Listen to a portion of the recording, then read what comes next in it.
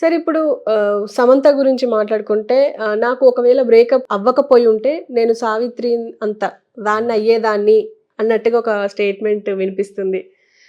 అది నిజమంటారా? 100% నిజం. ఓకే. సమంత ఏంటి ఎవరికైనా అంతే. కొంతకాలం పోయింది 7 సంవత్సరాల్లో ఇచ్చాను నాకు దురదని చెప్పాను కదా! అప్పుడు 7 సంవత్సరాలు ఉండలేదు 7 నెలలు. రూ. 1,00,00,000, 2,00,00,000 ఖర్చు పెట్టి పెళ్లి చేసిన వాళ్ళు కూడా నా ఫ్రెండ్ కూతురే ఒక అమ్మాయి. నన్ను చెప్పని వచ్చాడు ఆయన. చౌదరి గారు అన్నమాట నాకు మా సైడ్. నేనేం చెప్తే నా మీద నువ్వు ఇల్లు కూడా పోవద్దు. నా మాట ఎందుకంటది? ఆ అమ్మాయి మనసులో ఆ అబ్బాయి మీద ఇంక ఇంట్రెస్ట్ లేదన్నప్పుడు ఇంకా జరిగి తీరుద్ది ఈ జనరేషన్‌లో. 3,00,000 3,00,00,000 ఖర్చు పెట్టి పెళ్లి చేశాను. అయితే ఈ 3,00,00,000 ఎవడికి కావాలో ఆ అమ్మాయికి షీ డజంట్ కేర్. ఆ అమ్మాయి అలాగే లేకపోతే బతకలేదు. ఏదో వాళ్ళిద్దరికీ ఎందుకొచ్చిందో మనసు పెద్ద అనేది వాళ్ళు తేల్చుకోవాలి. ఇప్పుడు మనం చెప్పాం నా మీద నువ్వు ఇల్లు కూడా అంకులు అంటూ కూడా మానేస్తుంది. సో అంచేత నేను అది చాలా ఇదిగా చెప్పాను. ఇటువంటి వాటిలో మీద తల దూర్చకూడదు. దూర్చినా చిన్నపిల్ల నీకు చిన్నప్పుడు నీకు తెలుసు కదా అన్నట్టుగా అన్నాడు. ఆయన కూడా ఇప్పుడు చిన్నపిల్ల అంటే గౌరవంగా మాట్లాడతారు. ఎప్పుడైనా అమెరికా వెళ్తే కాఫీ ఇస్తుంది. అంతేగాని నువ్వు ఇటువంటివన్నీ చెప్పావనుకో ఇష్టం ఉండదు వాళ్ళకి. ఆ విధంగా సమంత కొంచెం ఫస్ట్ నుంచి కొంచెం ప్రోగ్రెసివ్ గర్ల్. నా దగ్గర నా యాడ్లో ఫస్ట్ చేసింది కాబట్టి ఒక 15 ఏళ్ల క్రితం చెప్తున్నాను. తన వ్యక్తిత్వం ఏంటంటే మంచి అమ్మాయి. తెలుగు క్రిస్టియన్, తెలుగు రాదు. మెడ్రాస్ క్రోంపేటలో ఉండేదనమాట. తర్వాత ఇక్కడికి వచ్చింది. ఆ అమ్మాయి నిజంగా నేను పెద్ద స్టార్ని అయిపోతానమ్మట్టు ఊహించలేదు. సినిమా యాక్ట్రెస్ అవుతాననే ఊహించలేదు. అక్కడి వరకు తెలుసు నాకు. అంటే ఆ రోజుల్లో జస్ట్ యాడ్స్ చేసి చిన్న చిన్న యాడ్స్ ఉండేసి రోజులు చేసేది. అప్పుడు నేను ఒక యాడ్ చేశాను గిరిజన్ అనే ప్రోడక్ట్కి. అప్పటికి అమ్మాయికి ప్లస్ ఏం తెలియదు సినిమా ఫీల్డ్ గురించి. జస్ట్ లేదా క్రోంపేట అంటే మెడ్రాస్ కొంచెం మధ్యలో ఉంటుంది. మెట్రో స్టేషన్ లాంటిది అనమాట. అది మెట్రో కాదు, ఎలక్ట్రిక్ సబర్బ్ స్టేషన్ అనమాట. తాంబరం పక్కన క్రోంపేటలో ఉండేది. అక్కడ దూరం కాబట్టి మేము ఉండే ఈ టీ నగర్ ఏరియాలో ఉండేది. టీ నగర్ దగ్గరలో హాస్టల్లో ఉండేది. సో ఎందుకుండేది ఇది ఉంటాయి కదా, ఫోటో షూట్స్ ఉంటాయి. వయసులో ఉన్న అందమైన అమ్మాయిలు ఫోటో షూట్ ఇవ్వచ్చు. చెన్నై సిల్క్స్ అని దానికని ఇవ్వచ్చు. ఆ విధంగా ఒక మోడల్ కోఆర్డినేటర్ దగ్గర తన పిక్చర్లు ఇస్తే ఆ విధంగానే నేను ఆ అమ్మాయిని సెలెక్ట్ చేశాను. అదే తర్వాత అనుకోకుండా ఎవరో చూశారు. అది ఫస్ట్ సినిమా బాగా ఆడలేదు. దాని తర్వాత అది నేను కూడా పెట్టాలి కాఫీ బార్లో. అక్కడ అతను ఎవరో బాండ్ రాయించుకున్నాడు అనమాట. ఆ సినిమా అయ్యే వరకు చేయకూడదని. అంటే ఈలోగా మనం వేరే నేను బియాంకా దేశీ అని పెట్టేశాను కాఫీ బార్లో. దాని తర్వాత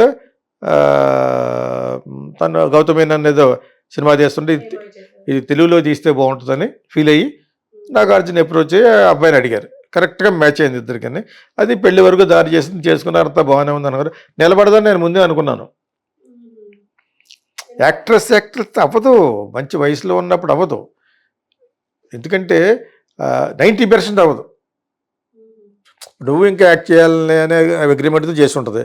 నేను యాక్ట్ చేస్తాను, నువ్వు యాక్ట్ చేస్తావు కాబట్టి అని. తను యాక్ట్ చేస్తాడు. తను ఏం జరిగింది అనేది ఈ అమ్మాయికి తెలియదు. ఊహాజనితంలో బాధపడిపోతూ ఉంటుంది.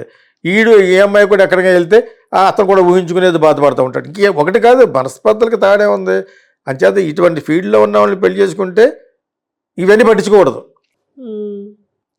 మీకు అర్థమైంది? ఇప్పుడు అలా పట్టించుకోకుండా ఉన్న వాళ్ళు ఎవరన్నా ఉంటే అవి నిలబడతాయి. అయ్యే నిలబడలేదు. మన వాళ్ళు సోషల్ మీడియా ఎంత ఉంటే అని చెప్పేస్తూ ఉంటారు. నా దగ్గర యాక్ట్ చేసిన రమ్య కృష్ణ అతను పెళ్లి చేసుకుంది కదా, కృష్ణవంశీ అని అతన్ని. దానికే వీళ్ళకి ఎందుకు, వాళ్ళు ఎలా బతుకుతున్నారు, పెళ్లి చేస్తున్నారు, పిల్లలు కన్నారు, అయిపోయింది. వాళ్ళు ఇంకా ఇడిపోవట్లేదటి అనుకుంటూ ఉంటారు మనవాళ్ళు. సో ఇది ఎన్ని మామూలే. కానీ ఈ అమ్మాయి మట్టుకు ఆ డెసిషన్ ఎందుకు తీసుకుందనే దానికి యొక్క స్ట్రాంగ్ కారణం ఏముంటుంది వాళ్ళిద్దరికీ తెలియాలి. ఇప్పటి వరకు బయటకు తెలియదు. అయినా కూడా విడిపోవడమే కరెక్ట్. ఎందుకంటే ఆ అమ్మాయికి ఇష్టం వచ్చినట్టు ఏదో ఫ్యాషన్ సంబంధించిన ఏదో బిజినెస్ పెట్టుకుంది అక్కడ. తర్వాత ఏదో తనకి ఇష్టం వచ్చిన వెబ్ సిరీస్లో చేసింది. ఆ వెబ్ సిరీస్ ఈ అమ్మాయి గురించే బాగా ఫేమస్ అయిపోయింది. ఫ్యామిలీ అనేది వస్తుంది కదా, ఫ్యామిలీ మ్యాన్. ఆ విధంగా తను చేయగలను ఒక క్యారెక్టర్ అనే కాన్ఫిడెన్స్ వచ్చేసింది. ఈలోగానే పెళ్లి చేసుకోవడం వల్ల అది వర్కౌట్ అవుతుందని చెప్పి నా ఉద్దేశంలో చెప్పాను నేను. నువ్వు యాక్ట్రెస్గా ప్రూవ్ అయిపోయినప్పుడు చాలామంది మీద పడతారు. ఒక సక్సెస్ ఉంటే 10 మంది పడతారు. పడినప్పుడు ఇక్కడ ఫ్యామిలీ లైఫ్ అంత బాగోదు. బాగోదంటే 365 డేస్లో 250 డేస్ బయట ఉందనుకో, ఇంకా కాపురం ఏంటి? అదంతా ముందు ఆలోచించుకునే అంత ఇది ఉండదు వాళ్ళకి. కారణం ఏదైనా కూడా వాళ్ళు విడిపోవడం మంచిది. నా లైఫ్ మరో మహానటి కాకూడదు, మహానటి సావిత్రిలా కాకూడదు అంటే ఆవిడ లాస్ట్లో జమినీ గణేష్ని నమ్మి తాగుబోతు అయిపోయింది. అతను పెద్ద జమినీ గణేష్ అని, కానీ మేము ఎందుకు ఒక్క మాట్లాడతామంటే మా కాలేజ్ ఎక్స్ స్టూడెంట్ అతను, మెడ్రాస్ క్రిస్టియన్ కాలేజ్లో. అతనికి అందంగా తెల్లగా బ్రాహ్మణులు కదా, అతనికి సాంబార్ అని పెట్టారు పేరు. ఇప్పుడు ఈ మధ్యన జమినీ గణేష్ అంటున్నాను, కానీ ఎప్పుడు సాంబార్ అని అంటారండి. సో బాగుండేవాడు. అతనికి ఒక అట్రాక్షన్ ఉంది. ఆ రోజుల్లోనే 10 హీరోయిన్ ఇచ్చారు. సావిత్రి ఒకతే కాదు కదా, రేఖాళ్ళు మాత్రం ఆ టేబుల్ కూడా ఉండదు. పుష్పవల్లి తను చిన్న చిన్న దాంట్లో యాక్ట్ చేస్తే అందంగా ఉండేది. వాళ్ళకి పుట్టిన వాళ్ళు రేఖ, 2-3 సిస్టర్స్ అదేందే. అందులో పెద్దది రేఖ అనుకుంటా, సురేఖ అనుకుంటా ఫస్ట్లో పేరు. దాని తర్వాత నేను ఫస్ట్ షూటింగ్ చూసింది రేఖా కృష్ణరాజు గారిదే. సేమ్ మా ఊరోళ్ళ పొలంలో నర్సరీలో నేను ఎంత ఉన్నాను అప్పుడు. ఇంకా I went to see watch the shooting. ఓకేనా. సో జమినీ గణేష్ వారి కొంచెం అతను దాన్ని ఏమంటారు, ఫ్లామ్ బాయింట్ ప్లస్ ఏమో రసికుడు అండ్ అట్రాక్ట్ చేస్తాడనమాట. బాగుండేవాడు, చాలా బాగుండేవాడు అనమాట. సో ఆ విధంగా సావిత్రి నిజమైన ప్రేమలో పడిపోయింది. అతను ఒక విధంగా చూసుకోవాల్సింది. మరి అతనికి సావిత్రి ఉండగానే ఇంకొక ఇద్దరు ఒరిజినల్ భార్య ఉంది, ముగ్గురు ఎంతమంది ఉన్నారు. అవి కాకుండా అఫైర్స్. దాంతో తను తాగుడికి అలవాటు పడిపోయింది. స్కాచ్లో అవి తాగుతూ లాస్ట్లో ఏదో ఉంటే తాగేస్తే బెటర్ ఆ లెవెల్కి పడిపోయింది. పెద్ద ఇల్లు వ్యవహారం. సావిత్రి నిజంగా మహానటి. సో సెంటిమెంటల్గా పోయింది ఆవిడ. మేము ఒకసారి డైరెక్టర్ అయిన తర్వాత చూడడానికి వెళ్ళాను నేను ఆవిడని. అన్నానగర్లో ఉండేది మెడ్రాస్లో. సో జస్ట్ లేదు మంచి యాక్ట్రెస్ అని. సో ఈ అమ్మాయిని పోల్చుకుని కానీ నిజంగా ఎక్కడ అని ఉంటే కరెక్ట్.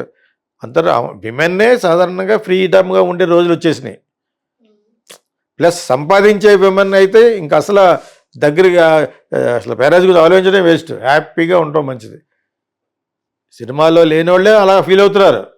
కావాలా ఎఫ్ఐఆర్ పెట్టుకుంటారు, 2-3 సంవత్సరాలు ఉంటుందో రామ్ అంతే తప్పితే నీతో జీవితాంతం 3 వేసేదని పసుపుతాడు అలాగా పడి ఉండే టైపు లేదు. ఇప్పుడు ఉన్న వాళ్ళు అంటే ఉంటారు 10%, కాంట్రాక్ట్ పొజిషన్లో ఉన్న గతి లేని వాళ్ళు. అర్థమైందా. వాళ్ళ తప్పితే మిగతా వాళ్ళు ఎవరో ఉండరు. ప్లస్ అందులో సినిమా ఫీల్డ్లో ఉంటూ ఈ అమ్మాయికి మంచి మార్కెట్. నాగ చైతన్యాన్ని తీసుకున్నంత రెమ్యునరేషన్ అమ్మాయి తీసుకుంది. మరి హీరోయిన్లు ఎవరు తీసుకున్నంత, సౌత్లో తీసుకున్నంత రెమ్యునరేషన్ ఆ అమ్మాయి లెవెల్కి వెళ్ళిపోయింది. Like Nayanthara still going strong. ఆ అమ్మాయి మీద కూడా మొన్న దుమారు వచ్చింది, మీరు ఎవరు అడగలేదు, నేను చెప్పలేదు. ఆ విజయ్ మీద వచ్చింది, నేను చెప్పేశాను. దాంట్లో ఒక అమ్మాయి మీద చేసాడు విజయ్, తీసి పక్కన పెట్టింది. అది దాని గురించి మీ దాంట్లో నేను చెప్పాను, ఒకే దాంట్లో కవర్ చేసి చెప్పేశాను అనమాట. ఈ అమ్మాయి అలా అనుకోవడంలో 100% నేను కూడా ఆ అమ్మాయి తరపునే మాట్లాడతాను. ఎందుకంటే వెరీ డిఫికల్ట్. నేను అమ్మాయి మేము ఏదో ఒకప్పుడు చేసామని కాదు, it is very very difficult. ఒక మగవాడు ఒక ఆడది కలిసి బతకలేరు. నో. అంచేత ఎలాగండి మరి, లివ్ ఇన్ రిలేషన్షిప్లో ఉండండి. పిల్లలకంటే respond almost wife and husband లాగే. ఒక డైవర్స్ తోటే ఉండదు.